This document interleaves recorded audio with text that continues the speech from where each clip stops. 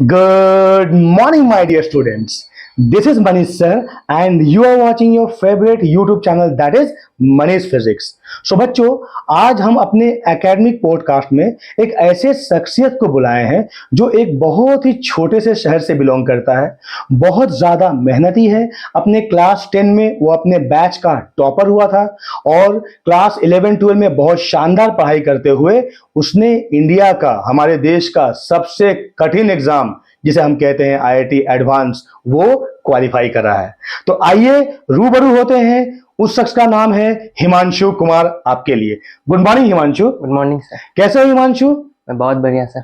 और हिमांशु, तुम कहाँ से बिलोंग करते हो? मैं बिहार से बिलोंग करता हूँ। बिहार में एक डिस्ट्रिक्ट है कटिहार, वहां से। अच्छा, तुमने अपना स्कूलिंग किस जगह से किया हिमांशु?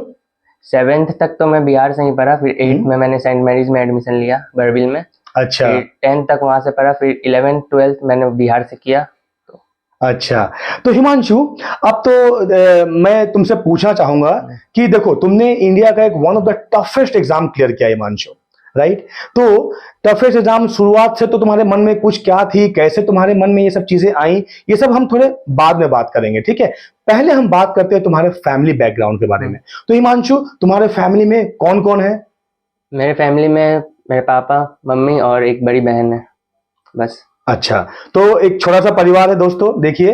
और रहते कहाँ हो हिमांशु? बरबिल में ही रहते हो? बरबिल में फिलहाल तो बरबिल में फैमिली रहते हैं, राइट? ओके। सो हिमांशु, अब बताओ तुम्हारा अर्ली जीवन कैसा रहा? जैसे कि मान लो बहुत बच्चों को माता पिता से बहुत सुविधाएं मिल जाती हैं, राइट? बहुत कुछ उनको मिल जाता है। क्या बचपन में तुम जो चाहते थे वो सारा चीज तुम्हें मिल जाता था?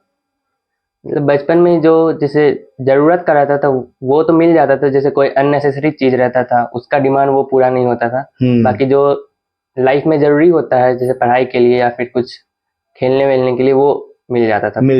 वाह, वेरी गुड। अच्छा हिमांशु, तुम्हारे मन में ये आईआईटी का जो सपना है वो तुम्हारे मन में कब आया? ये आईआईटी का सपना, आईआईटी के बारे में मुझे क्लास 10th में पता चला। वही एक रैंडम, जब यूट्यूब स्क्रॉलिंग कर रहा था तब एक वेब सीरीज मुझे रिकमेंड हुआ जिसका नाम है कोटा फैक्ट्री। तो उसके थ्रू ही मुझे आईआईटी के बारे में पता चला। उससे पहले मुझे नहीं पता था आईआईटी क्या है। अच्छा, तो तुम्हें 10th किस बोर्ड से पास किया बाबा? ICSE board. तो आईसीएसई बोर्ड में 10th का सिलेबस तो काफी टफ रहता है। हाँ। और तुमने आईसीएसई बोर्ड में तुम्हारा परसेंटेज कितना रहा था हिमांशु? 10th में मेरा 98.8% था। और मैंने सुना है कि तुम 10th में अपने बैच में टॉपर थे।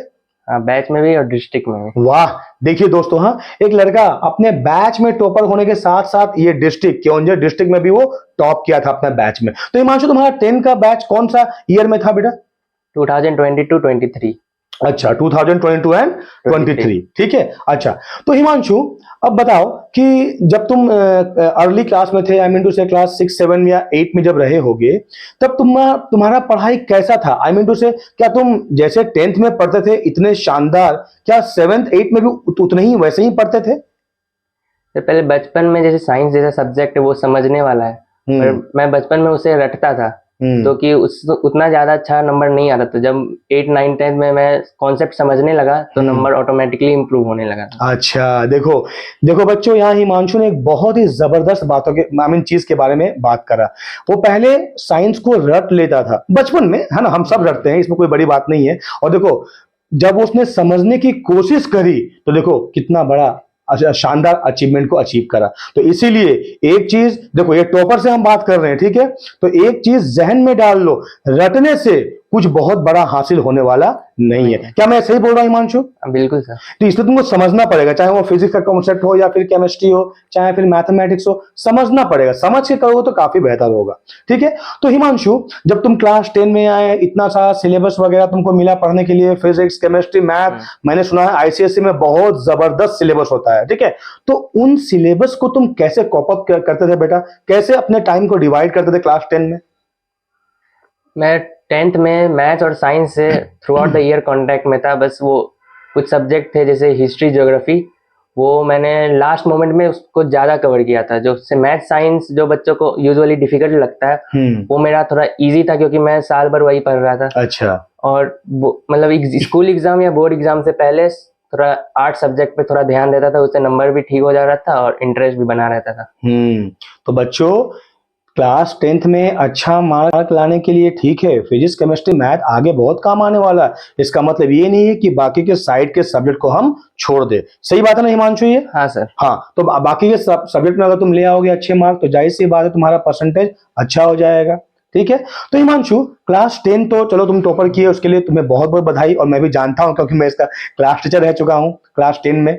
तो हिमांशु मुझे बताओ कि 10th के बाद में, है ना, तुम्हें क्या लगा कि भाई मैं आईआईटी, इसका तो हवा बहुत है ना, पूरे देश का सबसे टफेस्ट एग्जाम है, तो तुम्हारे मन में, है ना, ये कॉन्सेप्ट कैसे आया कि मैं इस एग्जाम को क्वालिफाई कर दूंगा?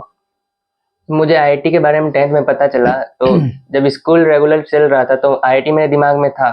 मुझे पता था कि बोर्ड एग्जाम खत्म होने के बाद फुल फ्लैश जेई प्रिपरेशन में ही लगना है। तो मैंने एक प्राइवेट इंस्टीट्यूशन में दिसंबर में ही इनरोल कर लिया था। उनका उसका क्लासेस अप्रैल से स्टार्ट था। मेरा जैसे बोर्ड खत्म हुआ मार्च में, तो स्टार्टिंग के अप्रैल में ही मैं पटना शिफ्ट कर गया। वहीं से मैंने कोचिंग की, तो 2 वहीं से साल पढ़ाई वहीं से की है? पढ़ाई किया। हाँ वाह, वेरी गुड। देखो, तो ऐसा कहते हैं ना कि कुछ करने के लिए कुछ, तो मतलब कुछ पाने के लिए, कुछ हासिल करने के लिए घर छोड़ना पड़ता है। तो हिमांशु ने क्या करा, पटना गया, अपना घर छोड़ा 2 साल के लिए और खूब पढ़ा।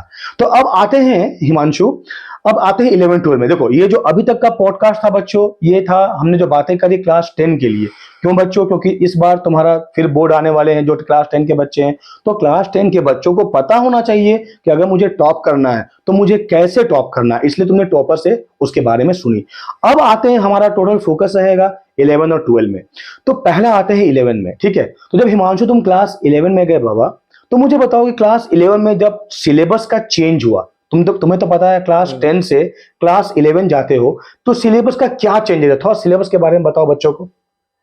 10th में मतलब जैसे कोई एक स्पेसिफिक केमिस्ट्री मैथ्स या फिजिक्स का एक ही बुक रहता है, उसी में मतलब सारा सिलेबस खत्म हो जाता है। मतलब जितना 10th में पढ़ाई होता है साइंस में, उतना 11th में आने के बाद 3-4 महीने में उससे उतना मतलब कवर हो जाता है। मतलब सिलेबस डिफरेंस तो बहुत ज्यादा होता है। स्टार्टिंग में थोड़ा समझने में भी प्रॉब्लम हो सकता है बच्चों लोग को। हाँ, तो गिव अप नहीं करना है, लगे रहना है, बाद में वो सब भी आसान लगने लगेगा। तो हिमांशु, शुरुआत में ऐसे मान लो जैसे कि बहुत लोग बोलते हैं कि फिजिक्स बहुतों को डिफिकल्ट लगता है, राइट? क्या मैं सही बोल रहा हूँ? अगर मैं कंपेयर करूं फिजिक्स केमिस्ट्री मैथ में, ऐसा कोई हार्ड एंड फास्ट रूल नहीं है, लेकिन मैंने बहुतों से सुना है कि फिजिक्स यार बहुत टफ रहता है, फिजिक्स समझने में थोड़ा डिफिकल्टीज है। क्या ये सही है, या एक बच्चे के परसेप्शन या प्रिपरेशन पे डिपेंड करता है? वो बच्चे पे भी थोड़ा डिपेंड करेगा। मुझे तो फिजिक्स उतना डिफिकल्ट नहीं लगता था, हाँ, पर कुछ बच्चों को लग सकता है। अगर वो अच्छे से समझने का कोशिश करेंगे तो फिर वो इजी लगेगा और क्वेश्चन सब उसके बनने लगेंगे। अच्छा। तो हिमांशु, शुरुआत में फिजिक्स है, केमिस्ट्री है, मैथ है ना, उसके बाद तुम्हारे ये जो तीनों सब्जेक्ट है, इन तीनों सब्जेक्ट को तुमने कैसे टाइम दिया बाबा? तुम्हारे कोचिंग के अलावा तुम कितने समय पढ़ते थे, और कैसे तुमने मतलब ऑर्गेनाइज करा इन तीनों सब्जेक्ट को? कोचिंग आवर्स, कोचिंग के क्लासेस लगभग 6 घंटा रोज चलते थे। उसके अलावा मैं 5 से 6 घंटा ट्राई करता था सेल्फ स्टडी करने का। उसमें फिजिक्स केमिस्ट्री मैथ तीनों को टाइम देता था। जो सब्जेक्ट मेरा कोई एक चैप्टर है, जैसे मैं फिजिक्स में हो गया रोटेशनल मोशन, वो थोड़ा टफ होता है, टफ रहता है, हाँ। जब वो चलता था तो मैं फिजिक्स को कंपैरेटिवली ज्यादा टाइम दे देता था केमिस्ट्री और मैथ से। तो ऐसे ही तीनों को मतलब रेगुलरली टाइम देता था, इसलिए तीनों में फ्लो बनता गया और मेरा अच्छा हो गया, वेरी गुड। बच्चों देखो, यहाँ पर एक बात तुम्हें जबरदस्त तारीफ करनी पड़ेगी हिमांशु की। देखो, रोटेशनल मोशन या सिस्टम ऑफ पार्टिकल्स ये थोड़ा सा बिट टफ है। मैं नहीं कहता हूँ कि सभी को ये टफ लगता होगा, ऐसा नहीं है, लेकिन फिर भी बहुत बच्चों को इसमें थोड़ा सा समझने में देरी या फिर डिफिकल्टीज होती है। तो बच्चों, अगर डिफिकल्टीज होती है तो उसका सॉल्यूशन को छोड़ना नहीं है, बल्कि उसके और ज्यादा प्रॉब्लम सॉल्व करना है। जैसे कि हिमांशु ने क्या करा, उसने कहा कि जैसे कि सर मान लीजिए कि डिफिकल्टी लेवल है मेरा सिस्टम ऑफ पार्टिकल में, तो मैं सिस्टम ऑफ पार्टिकल को छोड़ नहीं दूंगा, बल्कि उसके ज्यादा न्यूमेरिकल्स बनाऊंगा। तो अगर ज्यादा न्यूमेरिकल्स बनाओगे तो ऑब्वियसली वाली बात है क्या, कि वो चैप्टर अच्छा से क्लियर हो जाएगा। बोलो हाँ या नहीं हिमांशु? हाँ सर। हाँ, तो अब आगे बढ़ते हैं हिमांशु। अब जैसे कि बात करते हैं केमिस्ट्री का, ठीक है? तो केमिस्ट्री तुम्हारे हिसाब से, मतलब अगर मैं टाइम या मतलब जेई मेन का अगर मैं रिजल्ट कि अच्छा रिजल्ट लाने की कोशिश करूं या कोई एक बच्चा करता है, तो मुझे बताओ कि वो टाइम जो जो देना पड़ेगा फिजिक्स में उसको कितना, केमिस्ट्री में कितना, मैथ में कितना, आई मीन टू से मान लो कि उसके पास में 100% टाइम है, तो वो क्या इक्वली देगा सबको टाइम, या फिर मैथ को 50%, फिजिक्स को 30%, केमिस्ट्री को 20%, ऐसा कुछ टाइम डिवाइड करना चाहिए? बताओ मुझे। सर ये बच्चों पे भी डिपेंड करता है। जैसे आईआईटी में क्या होता है, जैसे जिनका फिजिक्स और मैथ स्ट्रांग रहता है उनका केमिस्ट्री थोड़ा वीक रहता है, हम्म तो वो केमिस्ट्री को वो ज्यादा टाइम देते हैं जब एग्जाम पास आने लगता है या फिर जब टेस्ट वगैरह होता है। हम्म और जनरली जो बच्चों का रहता है केमिस्ट्री इजी रहता, मतलब स्ट्रांग रहता है, और मैथ्स और फिजिक्स में थोड़ा थोड़ा सा वीक टफ रहता रहता है, है, हाँ वीक रहता है। तो वो मैथ और फिजिक्स को ज्यादा टाइम देते हैं नॉर्मल प्रिपरेशन डेज में। वैसे बच्चों पे डिपेंड करता है उनका कौन सा स्ट्रांग सब्जेक्ट है, उसके अकॉर्डिंग वो टाइम डिवाइड कर सकते हैं। वैसा कुछ अच्छा। हार्ड एंड फास्ट रूल नहीं है कि फिर मैथ को ही ज्यादा टाइम देना है या फिर केमिस्ट्री को कम टाइम देना है, वो बच्चों पे डिपेंड करता है। हाँ देखो बच्चों, तो ये तुम्हारे पर डिपेंड करता है ना। लेकिन क्या हिमांशु, अगर मान लो कि तीनों सब्जेक्ट तो बहुत ही स्ट्रांग और बहुत ही इंपॉर्टेंट है जेई मेंस के लिए या जेई एडवांस के लिए, ठीक है, तो ऐसा कहते हैं कि मैथमेटिक्स में बहुत कैलकुलेशन है और वहां तो calculation allow, I mean calculator तो अलाउ होता नहीं है, क्या अलाउ होता है क्या जेई मेंस में कैलकुलेटर? नहीं, कैलकुलेटर्स अलाउ नहीं होता। हाँ, तो जो कैलकुलेशन पार्ट होता है हिमांशु, उसको एक बच्चा कैसे टैकल करे, कैसे स्ट्रांग बने कैलकुलेशन में बाबा? जो जेई का प्रिपरेशन है वो 2 इयर्स का जर्नी है, तो आप प्रिपरेशन के दौरान ही वो क्वेश्चन जब लगाएंगे उसमें कैलकुलेटर्स का यूज ना करें, फाइनल आंसर तक पहुंचने का कोशिश करें, इससे आपका हैबिट बन जाएगा, तो मेन एग्जाम में थोड़ा इजी होगा और कैलकुलेशन मिस्टेक्स कम होगा। बस प्रिपरेशन के दौरान ही कैलकुलेटर्स का यूज नहीं करना और न्यूमेरिकल बनाते समय पूरा एंड तक सॉल्व करना। Very good. देखो बच्चों, मैं तुम्हें बराबर कहता हूं ना कि आंसर तक पहुंचो, वही बात हिमांशु भी कह रहा है ना, कि हमारा हैबिट एक क्या बन गया है, हाँ ये सब हमसे हो जाएगा, मतलब हम ओवर कॉन्फिडेंस हो जाते हैं, जिसकी वजह से एग्जाम में हमारा कैलकुलेशन मिस्टेक होता है और मार्क हमारा घट जाता है। तो ये बात, ये लाइन जो हिमांशु बोला एकदम सुनने वाली बात है। हमें आखिरी तक, जब तक कि आंसर ना मिल जाए तब तक हमें कैलकुलेशन जारी रखना चाहिए, हाँ यानी। अच्छा हिमांशु, अब आते हैं पर्टिकुलरली सब्जेक्ट वाइज में, ठीक है। तो पहले हिमांशु मतलब फिजिक्स के बारे में बताओ कि फिजिक्स का कौन कौन सा चैप्टर से जेई मेन में तुम्हारे अनुसार मतलब कर लेने से अच्छा खासा क्वेश्चन एक बच्चा अटेंड कर सकता है? जैसे जेई मेंस का अगर बात करें तो 2024 तक मॉडर्न फिजिक्स का वेटेज थोड़ा ज्यादा रहता था और ज्योमेट्रिकल ऑप्टिक्स का वेटेज बहुत कम, एक क्वेश्चन मिल जाता था। अच्छा। पर 25 में पूरा इसका उल्टा हो गया। मॉडर्न फिजिक्स से क्वेश्चंस कम हो गए और ज्योमेट्रिकल ऑप्टिक्स से ऑन एन एवरेज हर, जैसे जेई मेंस में ना एग्जाम शिफ्ट वाइज होता है। अच्छा। 9 या 10 शिफ्ट होता है एक सेशन में, तो हर शिफ्ट में मिनिमम 3 क्वेश्चन तो दिखे ही थे इस साल। अच्छा। मतलब ऐसा कुछ ट्रेंड नहीं है कि ये हाई वेटेज है, ये लो वेटेज है, ये करने से हो जाएगा। मतलब पूरा मेंस के लिए तो पूरा ओवरऑल कवरेज का इम्पोर्टेंट होना चाहिए सिलेबस में। तो मतलब ऐसा हम नहीं कह सकते हैं कि हाँ, कि अगर मान लो कि इस वाले सेशन में, आई मीन टू से मान लो कि वो तो एग्जाम तो 1 वीक होता है कंप्लीटली, आई थिंक, है ना। तो अगर मान लो कि पहले वाले सेशन में ऑप्टिक्स से ज्यादा सवाल है, तो इसका मतलब हर सेशन में ऑप्टिक्स से ज्यादा सवाल रहेंगे, ऐसा कोई जरूरी नहीं है, राइट?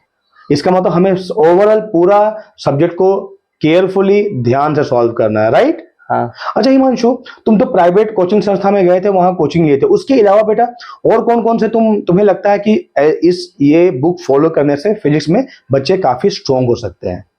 अगर आप किसी कोचिंग में इनरोल्ड है तो आप कोचिंग का मटेरियल फॉलो कीजिए और सर वगैरह असाइनमेंट देते रहते हैं टाइम टू टाइम। अच्छा। और टेस्ट वो दीजिए, उतना सफिशिएंट है, राइट? कोई एक्स्ट्रा बुक करने से आपका टाइम भी वेस्ट होगा, तो उतना कुछ फायदा भी नहीं होगा। हाँ, तो जो मटेरियल है वो अच्छा मान लो हिमांशु, जो बच्चा एक कोचिंग नहीं जा रहा है, वो घर में प्रिपरेशन करना चाहता है, तो उसके लिए कोई बुक, जैसे कि मैं बोलूं, या फिर एस सी वर्मा हो गया या फिर एरोडॉब हो गया, तो ये सब बुक सब वो अपने घर में बैठे कर सकता है, तो कुछ अच्छा होगा रिजल्ट? एस.सी. वर्मा तो वो करना ही चाहिए। एरोडोब उतना मैं रिकमेंड नहीं करूंगा क्योंकि उसका क्वेश्चन लेवल बहुत टफ होता है। बच्चे लोग अगर सेल्फ स्टडी कर रहे हैं, नहीं बना तो वो डिमोटिवेट हो जाएंगे। हाँ। तो प्रिपरेशन में उनका कुछ इफेक्ट पड़ सकता है। हाँ, तो बच्चों देखो, एक बात यहाँ बोलने वाली बात हिमांशु ने बड़ा ही अच्छा बताया। बहुत बच्चे क्या होते हैं ना, वो मतलब स्मार्ट बन करके एरोडोब जैसा, एरोडोब हालांकि बहुत ही शानदार बुक है ना, बहुत ही शानदार सवालों का कलेक्शन है वो, लेकिन वो सारे सवाल ब्रेन स्टॉर्मिंग या फिर हॉट वाले सवाल है, हायर ऑर्डर थिंकिंग वाले, राइट हिमांशु? हाँ। है ना। तो हायर ऑर्डर थिंकिंग वाले सवाल पे पहुंचने से पहले बच्चों तुम्हें कम से कम सफिशिएंट अमाउंट ऑफ लॉट के सवाल कर लेने हैं, ताकि तुम्हारा फंडामेंटल थोड़ा बहुत वहां पर क्लियर हो जाए, फिर तुम हॉट के सवाल पे आओगे या फिर ब्रेनस्टॉर्मिंग के सवाल पे आओगे तो वो बेहतर होगा। राइट हिमांशु? हाँ सर। हाँ, तो अब हिमांशु बताओ कि जेई मेन में ओवरऑल कितने क्वेश्चंस होते हैं तीनों सब्जेक्ट के, फिजिक्स के, केमिस्ट्री के, मैथ के मिला करके बाबा? जेई मेंस में 25 ईच रहता है, टोटल हाँ। 75 क्वेश्चन। 75। कितना टाइम रहता है उसके लिए? 3 आवर्स। 3 आवर्स रहता है। अच्छा, ऐसा कोई हार्ड एंड फास्ट रूल है क्या कि हर सब्जेक्ट के लिए 1 घंटा तुमको दिया जाए, या एक ही बार तीनों क्वेश्चन दे दिया जाता है तुम जो करो? वो ऑनलाइन एग्जाम होता है जेई मेंस, तो स्क्रीन पे क्वेश्चन वाइज आता है, एक टाइम पे एक ही क्वेश्चन दिखेगा, तो सारा 75 क्वेश्चंस अगर आपको चूज करने का मन है, आपको पहले कौन सा अटेम्प्ट करना है उस हाँ। हिसाब से कर सकते हैं। तो मतलब एक सारा साथ आ जाता है। 75 एक ही बार आ जाएगा। मान लो तुम स्किप करके जाना चाहो तो तुम पहले मैथ का क्वेश्चन अटेंड कर सकते हो, राइट? हाँ। फिर तुम्हारा मन क्या, केमिस्ट्री का या फिर फिजिक्स का, एज पर योर कन्वीनियंस तुम सॉल्व कर सकते हो, राइट? और हर क्वेश्चन का वेटेज कितना है हिमांशु? +4 -1। बच्चों ये बात ध्यान देने वाली बात है, एक सही जवाब पे +4 मिलेगा और एक गलत जवाब पे कितना हिमांशु? -1। -1, मतलब 25% मार्क तुम्हारा नेगेटिव हो जाएगा। तो नेगेटिव से हमें बचना है। तो हिमांशु, अच्छा मान लो कि किसी एक सवाल में तुम्हें डाउट हो रहा है, जैसे मान लो कोई एक फिजिक्स का सवाल है, उसके 4 ऑप्शन में तुम्हें 2 ऑप्शन तो कंफर्म है कि ये, मान लो कि ए और बी ऑप्शन तो बिल्कुल नहीं होंगे, अब तुम सी और डी में कंफ्यूज हो, तो इस तरह के सवालों को क्या आंसर करना चाहिए? वो डिपेंड करता है आप कितना क्वेश्चन अटेम्प्ट कर लिए। अगर आप कम क्वेश्चन अटेम्प्ट कर पाए, आपको लग रहा है कि कट ऑफ निकलेगा ही नहीं इससे, तो आप उसमें रिस्क ले सकते हैं।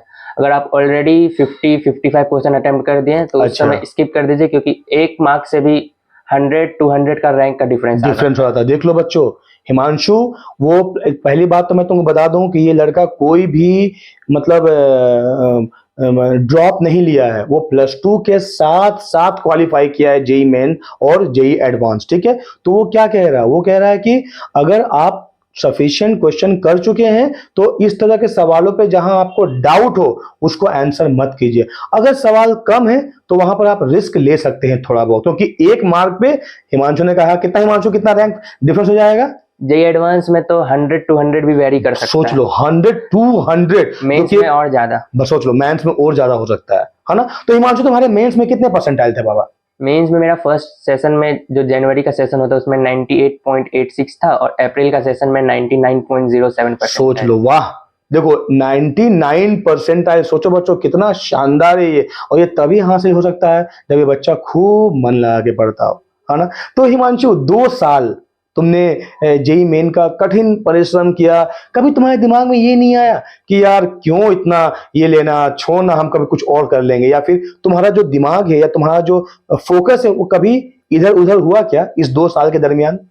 जो जेई का प्रिपरेशन था वो मैंने खुद से ही स्टार्ट किया था, मेरा कोई पेरेंट्स का दबाव नहीं था, इसलिए जब भी लो फील होता था, ऐसा नहीं लगता था कि प्रिपरेशन छोड़ दूं, थोड़ा लो फील होता था अगर टेस्ट में कम नंबर आ रहे, क्वेश्चन नहीं बन रहे, पर ऐसा कभी नहीं हुआ कि जैसे प्रिपरेशन छोड़ के घर चले जाऊं। या फिर वाह, कितनी अच्छी बात हिमांशु ने बच्चों बताया। देखो वो क्या बोला, लो फील होता है यार, हम इंसान ही है ना।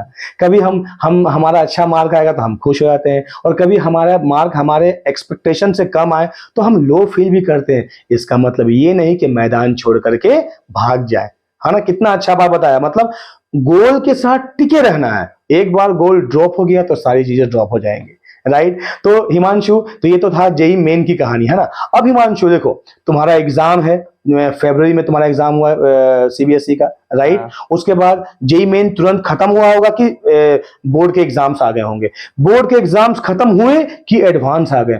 तो तुम जेई मेन, फिर बोर्ड एग्जाम, फिर एडवांस कैसे कॉप अप किए हिमांशु? से मैं पूरा 2 साल तो जेई का प्रिपरेशन में था, बोर्ड्स में उतना ध्यान नहीं दिया था। जैसे ही मेरा 29 जैन को मेरा शिफ्ट 1 था, तो वो खत्म हुआ, उसके एक दिन का गैप लिया, उसके बाद मैं बोर्ड्स के प्रिपरेशन में लग गया। लगभग मेरे पास 20 दिन बचे थे बोर्ड्स के लिए, तो उसमें ही बोर्ड्स का प्रिपरेशन किया, और बोर्ड्स पे बीच में गैप डेज होता है उसमें किया था, तो इससे मेरा बोर्ड्स भी इम्प्रूव हो गया। और बोर्ड्स जैसे खत्म हुआ तो जेई मेंस का सेकंड सेशन आ गया, और मुझे स्कूल मेरे घर से मैं जहाँ कोचिंग लेता था वहां से लगभग 6 घंटे का रास्ता था जहाँ पे मेरा एग्जाम सेंटर था। अच्छा। तो मेंस खत्म हुआ, मैं घर गया, फिर वहां पे बोर्ड्स का प्रिपरेशन किया। बोर्ड्स खत्म हुआ, मैं वापस पटना आया, फिर मेंस का सेकंड अटेम्प्ट हुआ, फिर लगभग 1.5 महीना का टाइम मिला था एडवांस के लिए। तो में बोर्ड्स, मेंस और एडवांस तीनों का प्रिपरेशन स्ट्रेटेजी थोड़ा अलग है। मेंस में आपको ओवरऑल सिलेबस कवरेज का जरूरत होता है, जो ऊपर ऊपर से भी करने से थोड़ा काम बन सकता है मेंस अच्छा, में। हाँ हाँ। बोर्ड्स में तो केमिस्ट्री तो इजी आया था बोर्ड्स में, फिजिक्स में थोड़ा डीप कॉन्सेप्ट पूछा गया था पूछा बोर्ड्स गया में। था, हाँ। और बोर्ड जैसे खत्म हुआ, मेंस सेकंड अटेम्प्ट हुआ, फिर मेंस सेकंड अटेम्प्ट खत्म हुआ। एडवांस में क्या होता है, जैसे आप स्पेसिफिक चैप्टर करें पर उसको पूरा डेप्थ में करें, ताकि उससे क्वेश्चन आ जाए तो छूटे ना, एग्जाम में छूटे ना, हाई प्रोबेबिलिटी बना रहे कि आपका वो सॉल्व हो जाएगा। एडवांस में ऐसा नहीं होता कि आपको पूरा क्वेश्चन सॉल्व करना है, आप अगर 30-35 भी कर लेते तो आपका सिलेक्शन आईआईटी में हो जाता है। देखो बच्चों कितना अच्छा बोला वो, है ना। तो देखो मतलब क्या, जेई का फर्स्ट अटेम्प्ट, फिर आ गया बोर्ड एग्जाम, जैसे ही कंप्लीट हुआ आ गया सेकेंड अटेम्प्ट, जैसे वो कंप्लीट हुआ आ गया जेई का एडवांस, है ना। तो सोच लो, one step at a time, one step at a time. देखो, है ना, इसलिए कहते हैं कि सफलता एक जर्नी है, डेस्टिनेशन नहीं है। देखो क्लास 10 में वो टॉप किया, फिर आया 11 12, ठीक है। तो 11 में जेई मेंस में अच्छा किया पहला अटेम्प्ट में, फिर सेकंड अपना बोर्ड में अच्छा किया, फिर सेकंड अटेम्प्ट में और शानदार किया, फिर आ गया एडवांस, उसमें क्वालिफाई कर गया। तो कहने का मतलब है कि ये जर्नी है बच्चों, कहीं एक जगह एक सफलता पाके बैठ जाने से फिर जिंदगी स्टैग्नेंट पूल बन जाएगी। राइट हिमांशु? बिल्कुल सर। हाँ, तो अच्छा, जेई एडवांस का जो प्रिपरेशन का टाइम कितना तुमको मिला था हिमांशु? लगभग महीना, 1 महीना? वो मेंस के बाद तो लगभग 40 दिन का टाइम था, लगभग 40 दिन का पर टाइम। मैं एडवांस का सिलेबस के टाइम में पूरा प्रिपरेशन में था। ऐसा नहीं होता कि आप पहले मेंस प्रिपेयर कर ले 2 साल, फिर 1 महीने में आप एडवांस कर लेंगे, ऐसा अच्छा। बिल्कुल नहीं होता। आपको 2 साल एडवांस के टच में रहना पड़ेगा, वाह। तभी होगा, वरना फिर ड्रॉप लेना पड़ सकता देख है। लो, है ना, कितना शानदार बात है। क्योंकि देखो बच्चे, बहुत बच्चे मेंस क्वालिफाई करते हैं, लेकिन उनमें से बहुत बच्चे छट जाते हैं, एडवांस क्वालिफाई नहीं करते। ऐसा ही मैंने देखा है कि हिमांशु से 98 परसेंटाइल रखा हुआ एक बच्चा जेई मेंस में, वो एडवांस क्वालिफाई नहीं कर पाता है। तो कहीं ना कहीं स्ट्रैटेजी में फेल हो जाता है। ऐसा नहीं कि वो लड़का कर नहीं पाया होगा, लेकिन वो सोचा होगा कि अभी तो बोर्ड्स एग्जाम है, या फिर मान लो एडवांस में मैं बाद में कर लूंगा, या कहीं ना कहीं थोड़ा सा तो डायल्यूशन हुआ होगा। राइट हिमांशु? हाँ सर। हाँ, तो हिमांशु अब आते हैं तुम्हारा जेई एडवांस का रैंक में। तो बताओ, जेई एडवांस में बच्चों को तुम्हारा रैंक कितना रहा बेटा? मैं जेई एडवांस में रैंक CRL 7622 है, और जेई मेंस में 14,000 के लगभग है। वाह। तो अभी कहाँ तुम्हें तुम्हारा मतलब तुम्हारा ड्रीम आईआईटी कौन सा है, और ब्रांच कौन सा तुम चाहते हो? ड्रीम तो सर बॉम्बे दिल्ली था, पर वो रैंक के हिसाब से वो ड्रीम ब्रांच नहीं मिलेगा। लोअर ब्रांच मिल रहा है, पर वो नहीं चाहिए। तो अभी मॉक अलॉटमेंट में मेरा जोधपुर अलॉट हुआ है। तो बाकी आगे देखते हैं। तो देखो, जोधपुर आईआईटी अलॉट हो गया है, तो कितना प्राउड की बात है। तो हिमांशु, अब मुझे थोड़ा सा, तो मैं तुम्हें बैक करता हूँ फैमिली के फिर सवालों में, है ना। हिमांशु, जैसे ही तुमने पापा को अपना या मम्मी को अपना बताया कि हाँ पापा जी मेरा रैंक कितना है, तो क्या रिएक्शन था पापा जी का, तुम्हारा फैमिली मेंबर्स का रिएक्शन क्या था? मतलब इस साल थोड़ा कट ऑफ भी कम हो गया। हाँ। तो इतना एक्सपेक्टेड नहीं था कि मतलब ये रैंक आ जाएगा। लग रहा था कि 10-12 के तक आ सकता है। अच्छा। पर ये रैंक सुन के वो भी बहुत खुश हुए, मैं भी बहुत खुश हुआ था। जाहिर सी बात है, चलो एक बच्चा मेहनत करके कुछ करता है ना, हासिल करता है, तो सिर्फ उसके माता पिता नहीं बल्कि उस एरिया के सारे लोग बहुत खुश होते हैं। राइट। तो हिमांशु, अब तुम जो बच्चे, देखो ये तो बहुत ही छोटा शहर, तुमको पता है, तुम यहाँ रहे हो, अपना 10th यहाँ कंप्लीट किए हो, तो यहाँ पर जो बच्चे 11-12 में प्रिपरेशन कर रहे हैं, या जो आईआईटी क्वालिफाई करना चाहते हैं, उनको तुम क्या मैसेज देना चाहोगे बाबा? आप अगर रेगुलर स्कूलिंग जा रहे हैं तो थोड़ा टाइम जेई मेंस के लिए आप निकालिए, क्योंकि स्कूल के साथ जेई मेंस थोड़ा मैनेज करना प्रॉब्लम हो सकता है कई लोगों के लिए। तो आप स्कूल के अलावा भी मेंस पे टाइम निकालिए। ऐसा नहीं सोचिएगा कि मतलब आप 2 साल छोड़ के 1 साल ड्रॉप ले लेंगे और 0 से स्टार्ट कर देंगे वापस जेई मेंस से। इससे बहुत कम प्रोबेबिलिटी रहता है सिलेक्शन का, क्योंकि बहुत बच्चे तो 9-10 से ही स्टार्ट कर देते हैं जेई प्रिपरेशन। तो उनका आपका कंपटीशन उनके साथ है। तो 2 साल मिनिमम इस एग्जाम को दीजिए। अगर नहीं भी होता है तो लाइफ में ऐसा कुछ नहीं कि जेई मेंस या एडवांस नहीं हुआ तो लाइफ में कुछ नहीं कर कुछ नहीं होगा। हाँ, आगे भी बहुत सारा अपॉर्चुनिटी मिलेगा। लेकिन देखो, एक बात ध्यान देने वाली बात ही हिमांशु ने कहा, बच्चों, है ना, जो भी ऑडियंस हो, तुम लोग सुन रहे हो, क्या कहा उसने कि बच्चे क्लास 9 से प्रिपेयर कर रहे हैं। सोचो तो, ये सोचते ही रोंगटे खड़े हो जाते हैं कि बच्चे कितना मेहनत कर रहे हैं। क्लास 9-10 में ही वो बेस अपना मजबूत कर लिए, 11-12 में उनका माइंड में वो चीज बना रहा कि भाई हमें इतना घंटा सेल्फ स्टडी करना है, खुद पढ़ना है, तब जाकर हम क्वालिफाई कर पाएंगे। हिमांशु, एक बात मैं तुमसे और पूछूंगा, थोड़ा हमारे बच्चों को बताओ, जो ऑडियंसेस हैं, है ना, जो बताओ कि सेल्फ स्टडी का क्या रोल है हिमांशु, किसी भी I mean particular JEE advance या फिर जेई मेंस के लिए सेल्फ स्टडी का क्या रोल है हिमांशु? सेल्फ, आप जैसे क्लास में आपको सर थ्योरी दे दिए, कुछ क्वेश्चंस करा दिए, जब तक आप वो नोट्स रिवाइज करके वो खुद से क्वेश्चन, एक्स्ट्रा क्वेश्चन नहीं लगाएंगे तो आपका कॉन्सेप्ट क्लियर नहीं होगा। आपको रेगुलरली सेल्फ स्टडी में नोट्स रिवाइज करना है, कॉन्सेप्ट रिवाइज करना है और नया क्वेश्चन लगाते रहना है, ताकि जो एग्जाम में क्वेश्चन सब जो पूछा जाएगा तो आपको वो पहले से देखा देखा लगेगा, तो आप क्लिक जल्दी कर जाएगा क्वेश्चन, आप जल्दी जल्दी सॉल्व करके आगे बढ़ सकते हैं। देखो बच्चों, है ना, ये बात बहुत ही शानदार है। सडनली ये सवाल मेरे मन में आ गया। मैं तुम्हें बार बार कहता हूँ कि सेल्फ स्टडी बहुत जरूरी है। तो हिमांशु, जो बच्चा अभी क्लास 9 में है, ठीक है, तो उसके लिए सेल्फ स्टडी तुम्हारे हिसाब से कम मिनिमम कितने घंटे होने चाहिए हिमांशु? मैं बात कर रहा हूँ सेल्फ स्टडी की, इसमें कोई भी कोचिंग का एनरोलमेंट नहीं है क्या? हिमांशु, पहले इस बात का जवाब दो बाबा कि क्या कोचिंग का पढ़ाई, क्या ये सेल्फ स्टडी के अंदर आता है? नहीं, वो बिल्कुल नहीं। देखो बच्चों, कितना वो सही बोला है। क्या स्कूल का पढ़ाई सेल्फ स्टडी के अंदर आता है? नहीं। तो सेल्फ स्टडी को थोड़ा डिफाइन कर दो ना हिमांशु।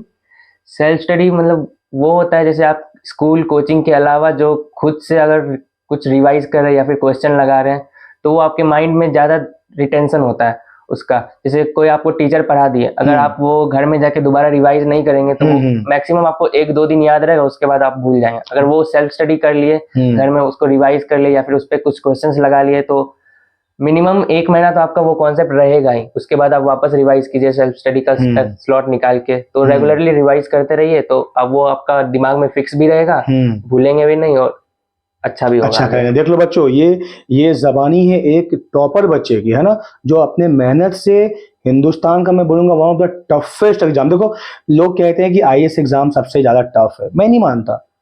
देखो, टफ है, मैं ये नहीं कह रहा हूं कि टफ नहीं है, लेकिन आईएएस का एग्जाम देने के लिए तुम्हारा मिनिमम एज ग्रेजुएशन के बाद ही तुम दे सकते हो, राइट? ग्रेजुएशन कहने का मतलब, मान लो 17 साल में तुम्हारा 12th और 3 साल मतलब 20 साल, मतलब कम से कम तुम्हारा एज 20 साल होना चाहिए आईएएस या सिविल सर्विस अपीयर होने के लिए। लेकिन आईआईटी के लिए तुम्हारा क्वालिफिकेशन 12th है।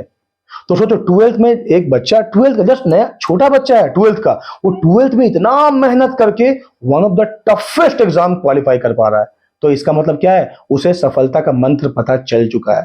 तो जो बच्चा क्वालिफाई किया है, वही बच्चा आप लोगों को सफलता का मंत्र बता रहा है। सेल्फ स्टडी कीजिए, ध्यान से पढ़िए, है ना, और उसको लंबे समय तक रेगुलराइज कीजिए, है ना। तो हिमांशु, अब हम आ गए हैं अपने पॉडकास्ट के आखिरी सेशन में बाबा। बस अब जो यहाँ के जो बच्चे, जो छोटे शहरों के बच्चे हैं ना, जो बाहर नहीं जा पा रहे हैं या जिनका बहुत चाहत है कि वो भी कुछ ऐसा अचीव अपने लाइफ में करे, है ना, तो उनके लिए 2-4 पॉइंट्स तुम थोड़ा बता दो ताकि वो उसको फॉलो करें और उनको अच्छा रिजल्ट मिले। हाँ हिमांशु।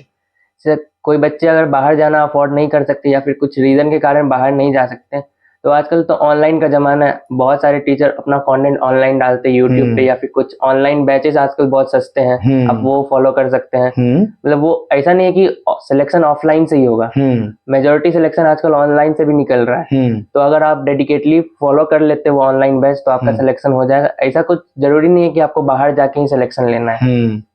और मान लो कि बच्चों का मतलब जो +2 में पढ़ रहे हैं, तो वो फिजिक्स, केमिस्ट्री, मैथ को अगर वो जेई के लिए प्रिपेयर कर रहे हैं, तो उनको अपने टोटल स्टडी का, पर्सनल आई मीन टू से सेल्फ स्टडी का कितना पोर्शन पीसीएम को देना चाहिए?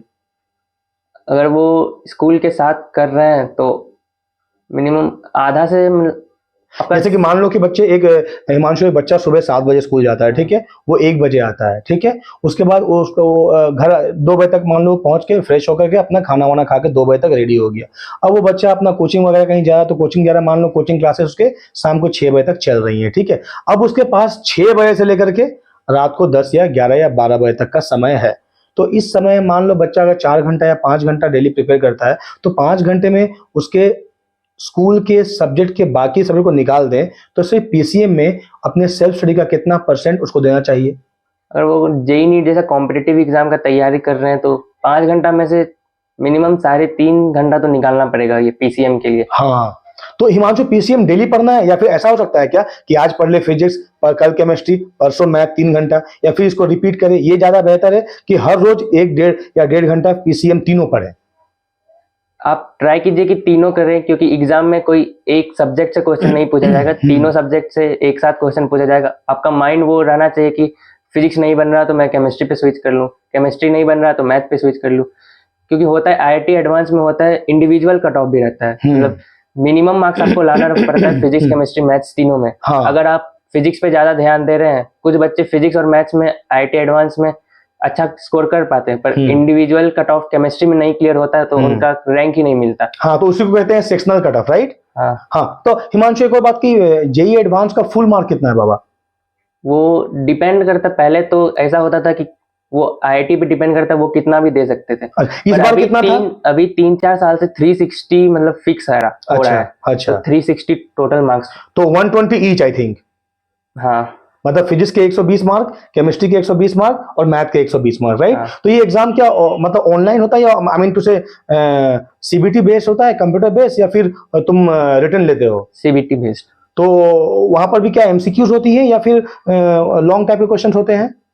मेंस में 20 क्वेश्चन एमसीक्यू रहेगा और 5 क्वेश्चन आपका इंटीजर टाइप, आपको सॉल्व करके न्यूमेरिकल वैल्यू वहां भरना पड़ेगा। अच्छा। एडवांस में तो बहुत सारा उसका वो फॉर्म है, ऑब्जेक्टिव भी पूछते हैं, वो न्यूमेरिकल डेसिमल में आंसर भी आता है, वो भी टाइप का रहता है, और इंटीजर टाइप भी रहता है, मैट्रिक्स मैच भी रहता है एडवांस में, और पैराग्राफ बेस्ड भी रहता है। एडवांस में मतलब बहुत टाइप का क्वेश्चन सब पूछते हैं। अच्छा, तो एडवांस है मतलब ओवरऑल तो सारा जो है एरिया वो टच करते हैं, राइट? तुमको एमसीक्यू भी सॉल्व करना है और न्यूमेरिकल भी सॉल्व करना है, लॉन्ग टाइप भी सॉल्व करना है, राइट? ये सब। हाँ। और कितने समय मिलते हैं एडवांस में? टाइम कितना एडवांस दिया का जाता 2 है? पेपर होता है, 3-3 घंटा का एक पेपर, तो टोटल 6 घंटा। अच्छा, तो टोटल 6 आवर का। तो वो एक ही दिन हो जाता है या फिर अलग अलग दिन होता है? एक ही दिन होता है, बीच में आपको 2 से 2.5 घंटे का गैप मिलेगा, फिर दूसरा पेपर स्टार्ट हो जाता है 3 घंटे का। अच्छा, तो बच्चों अब देखो, ये हिमांशु से हमने बात करा, देखो ये बच्चा, अब इसके थोड़ा सा अचीवमेंट के बारे में मैं बोलूंगा। क्लास 10 में वो अपने डिस्ट्रिक्ट में टॉप किया, स्कूल में नहीं सिर्फ डिस्ट्रिक्ट में टॉप किया, और उसके बाद फिर 11 12 साथ करके। हाँ हिमांशु, तुम्हारा 12th में कितने परसेंट रहे बाबा? 12th में मेरा 91.8%। तो देखो 12th में 91 रखा, उसके बाद 98 परसेंटाइल रखा, पहला, आई थिंक मैं सही बोल रहा हूँ, जेई मेंस में। दूसरा में 99 से ज्यादा परसेंटाइल रखा। उसके बाद एडवांस में 7600 के आसपास में, है ना, वो रैंक रखा। सोचो कितना शानदार किया है ना? तो बच्चों, एक साल ड्रॉप लेने की से बेहतर है कि तुम उसी 2 साल में इतना जी तोड़ मेहनत कर लो कि तुम्हारा हिमांशु जैसा क्वालिफाई हो जाए। क्या सही है हिमांशु? हाँ सर, है ना? एक साल अगर तुम ड्रॉप लेते हो, तुम्हारा एक साल भी जाएगा और एक साल में तुम्हारा ड्रॉप के पैसे भी जाएंगे और तुम बहुत लॉस में भी रहोगे। इसीलिए खूब ध्यान से पढ़ो, खूब अच्छे से पढ़ो, है ना? अगली बार उम्मीद करता हूं कि जो ये पॉडकास्ट देख रहे हैं हमारे इस छोटे से शहर से, वो हिमांशु से बहुत ही प्रेरित होंगे, है ना? और अगर तुम्हें किसी भी तरह का कोई तुम्हें सवाल जेई मेंस या एडवांस के लिए होता है, तुम कमेंट बॉक्स में लिखो, मैं हिमांशु से पर्सनली रिक्वेस्ट करूंगा, वो तुम्हारे सवालों का जवाब देगा। ठीक है? ठीक है Himanshu, thank you, God bless you. हाँ, फिर मिलेंगे। हाँ, थैंक यू।